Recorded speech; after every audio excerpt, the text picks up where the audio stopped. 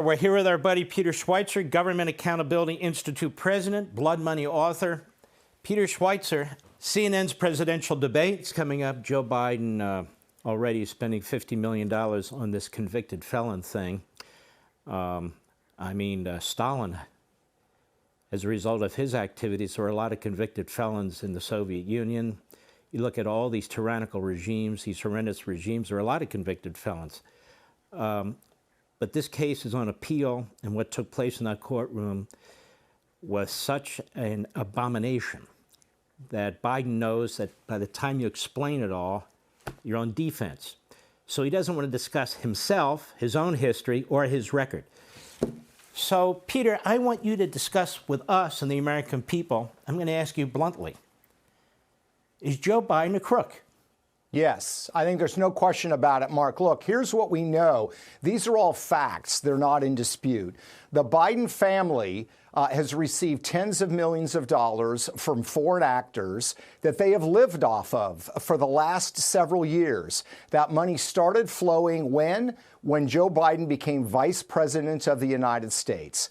This money, the vast majority of it, came from individuals in China, Ukraine, and Russia, the vast majority of whom have ties to foreign intelligence services and foreign criminal networks. There is no discernible, legitimate business function that any of this money was compensation for. Zero, none. We know that Joe Biden received hundreds of thousands of dollars of this money via his brother. We know that his brother received the money. We know that Hunter Biden received the money. We know that Hunter Biden distributed that money to 3 generations of the Biden family. So that is the reality of what we're facing. And we're talking about not just corruption in the fact that the Bidens received this money, Mark, and who they received it from. It has directly affected Joe Biden's posture and position as president of the United States, such that he's making decisions that protect those people that sent him money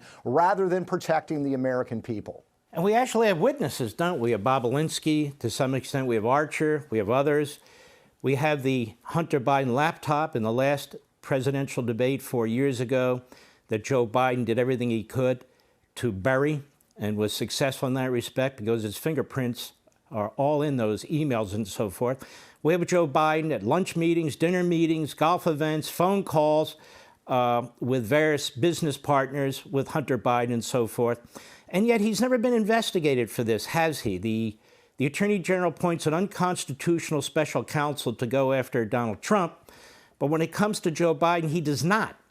And the position of the Department of Justice has been, you cannot indict a sitting president, and then we have a special counsel who's investigating documents, not the finances, who definitively concludes that Joe Biden committed numerous acts willfully violating the Espionage Act. In fact, he got an $8 million advance in exchange for what appears to be the conference of classified information relating to Afghanistan for his book.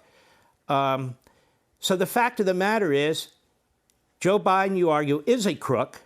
Joe Biden, you argue, has received a lot of money. Well, let me put it to you this way.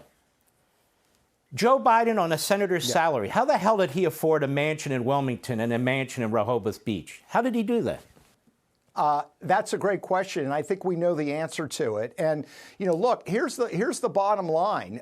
If you look at the bribery statutes involving the federal government, it's not a question of just the politician gets paid. If a politician's family member gets paid and there are favors done in return, that constitutes bribery. And all you have to do is look at the timeline of a series of actions. I'll pick just one, Mark.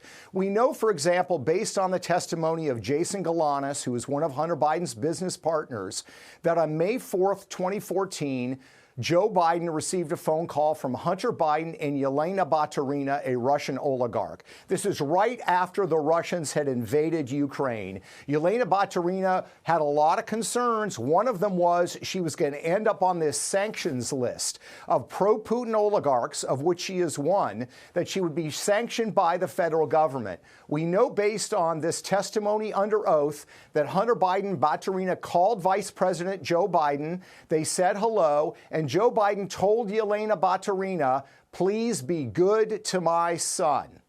The phone call is over, and guess what? Yelena Baturina, even though she's a pro-Putin oligarch, never ends up on the U.S. sanctions list, and she sends $3.5 million to Hunter Biden's business. That's just one example of a multitude. You look at the issue of fentanyl.